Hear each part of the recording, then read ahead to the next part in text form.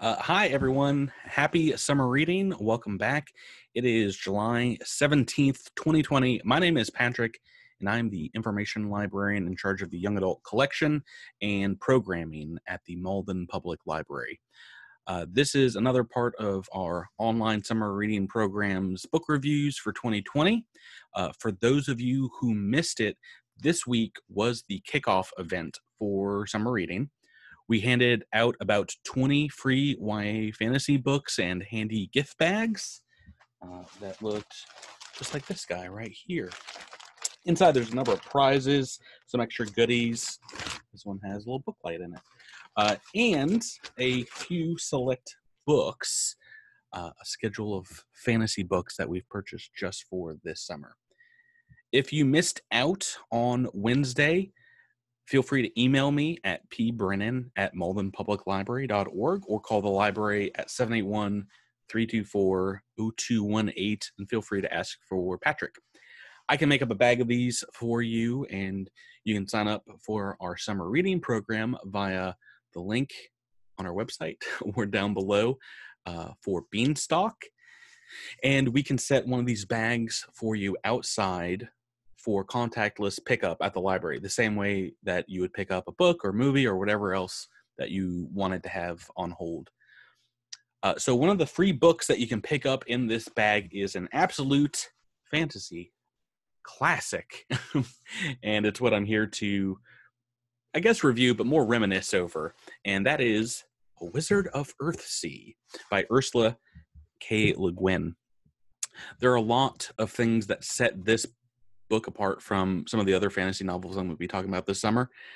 First off, this book is like a coming of age story in that we travel with our main character who starts out as a youth and goes from the innocence of childhood and follows him as he matures and learns about kind of his place in the world as a wizard, and most importantly, how he balances the use of his power in a world where balance and equilibrium are very important.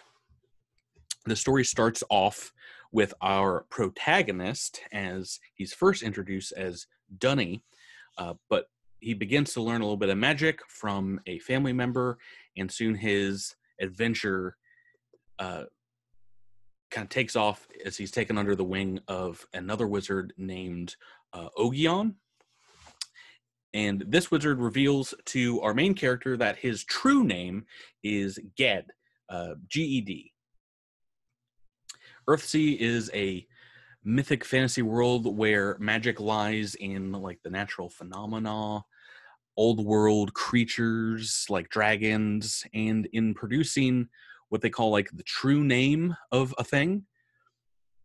So one of my favorite parts of this book and its sequels that follow is that Earthsea, the setting in which the book takes place, is very rich, it's very vibrant.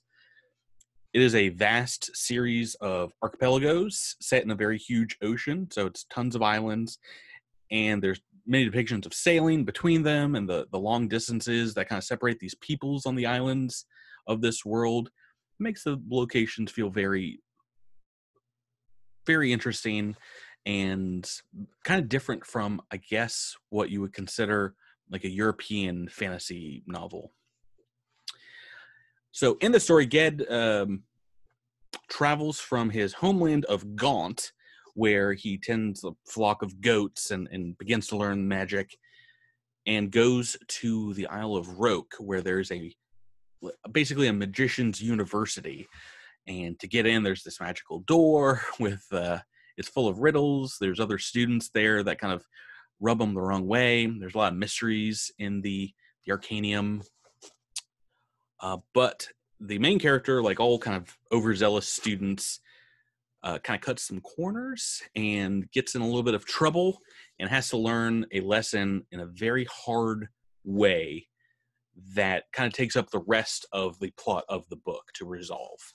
I apologize for being a little cryptic here in my review, but I think that the main antagonist of the story is, one should not spoil it if telling your friend about this, for example. But you'll understand by the end that only the main character is the hero that is capable of defeating the antagonist in the story. Let's say it that way. um, all that being said, more than any other young adult fantasy novel, I feel A Wizard of Earthsea feels like you're kind of in the main character's shoes. Last week, I talked about The Hobbit, and I felt while reading that book that you were watching Bilbo go on this adventure, and you weren't really like experiencing the story through him. But this one, I read as a teen, and I was kind of like the same age, I think, as the main character, Ged. So I was right there in the wizard's shoes, and a lot of the time, the main character of this story has to figure things out for himself, though he does seek help from other characters, including his teachers at the university. But once again, you're going to understand at the end why only he can like summon the power to defeat the villain. I think I might have said enough about this without spoiling anything. This is the first book in the Earthsea cycle. There are other novels with different main characters that kind of are in the same world, and we get to see some of these characters kind of come back in those. There are short stories as well, Tales from Earthsea. So if you like this book, there are places to go from here. It's a relatively short novel.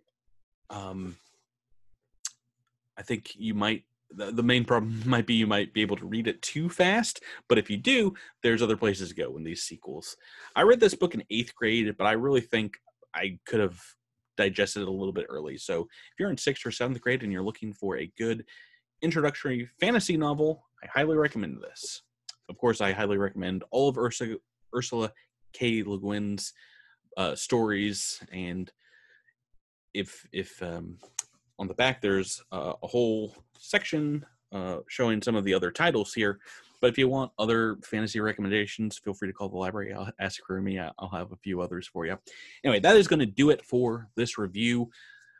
If you come and get one of these bags in the coming weeks, inside there's a calendar for our online summer programming events. You can also go onto our website at maldenpubliclibrary.org to see that calendar. We have some things coming up next week. I'm very excited about. On Monday, July 20th, so in a couple days' time, I'm going to be doing a live book discussion of Rick Riordan's books series. So some more fantasy and mythological story talk there. If you have a question about those books, feel free to email me or come to the live discussion. We're going to be talking via Zoom. And yeah, if you miss it, feel free to just watch. We'll try and record that live recording and put it here as well for you guys to watch. It'll be a little bit longer, about an hour. Anyway, that's going to do it for this review. Thank you so much for reading with us this summer and logging your hours via Beanstalk. And thanks for watching. Have a great weekend.